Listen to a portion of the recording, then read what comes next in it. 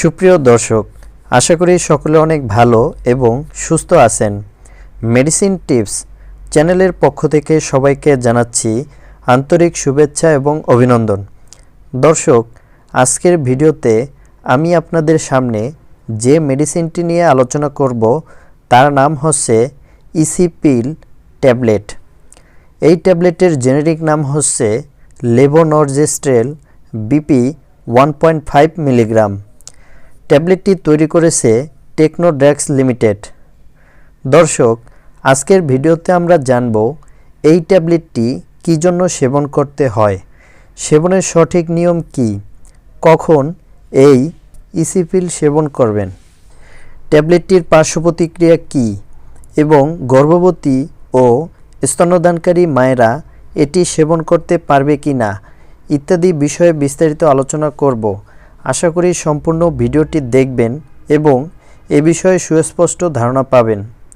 তার আগে আপনি যদি আমার চ্যানেলে নতুন হয়ে থাকেন তাহলে আমার চ্যানেলটি সাবস্ক্রাইব করুন এবং বেল আইকনটি প্রেস করুন। আর যদি সাবস্ক্রাইবার হয়ে থাকেন তাহলে অসংখ্য ধন্যবাদ। মেডিসিন বিষয়ে বিস্তারিত ভিডিও পেতে আমাদের সঙ্গে থাকুন। দর্শক, এবার ফিরে আসি মূল আলোচনায়। প্রথমে আমরা জানব ইসি পিল এর কাজ কি, অর্থাৎ কী জন্য সেবন করতে হয়।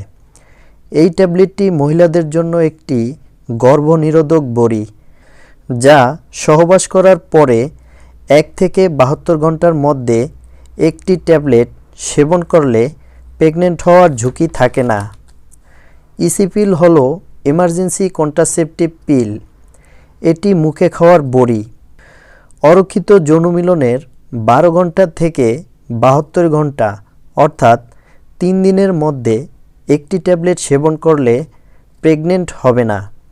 এছাড়াও সহবাসের সময় যদি কোনো পদ্ধতি ব্যবহার না করে, সহবাসের সময় কন্ডোম ফেটে গেলে অথবা যদি পরপর 3 দিন পিল খেতে ভুলে যান, অথবা যদি মনে হয় বীর্য কোনোভাবে যোনির ভিতরে প্রবেশ করেছে, কিংবা ধর্ষণজনিত অবস্থায় প্রেগনেন্ট হওয়ার ঝুঁকি এড়াতে সাথে সাথে একটি পিল খেলে সমস্যা সমাধান।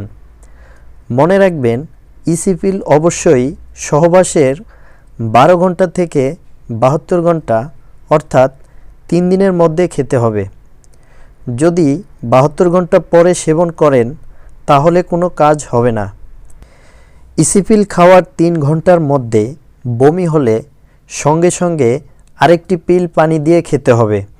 দর্শক, ইসি পিল সেবন করলে বমি বমি ভাব, ঝিমুনি, অবসন্নতা, মাথা ব্যথা, পেটে ব্যথা, স্তনে ব্যথার অনুভূতি, যোনিপথে রক্তক্ষরণ ইত্যাদি পার্শ্ব প্রতিক্রিয়া দেখা দিতে পারে।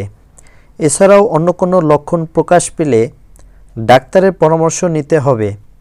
ইসি পিল গর্ভাবস্থায় সেবন করা যাবে না, তবে স্তন্যদানকারী মায়েরা এটি সেবন করতে পারবে। তো দর্শক, আমার ভিডিওটি যদি আপনাদের ভালো লেগে থাকে তাহলে আমার চ্যানেলটি সাবস্ক্রাইব করুন এবং বেল আইকনটি প্রেস করুন।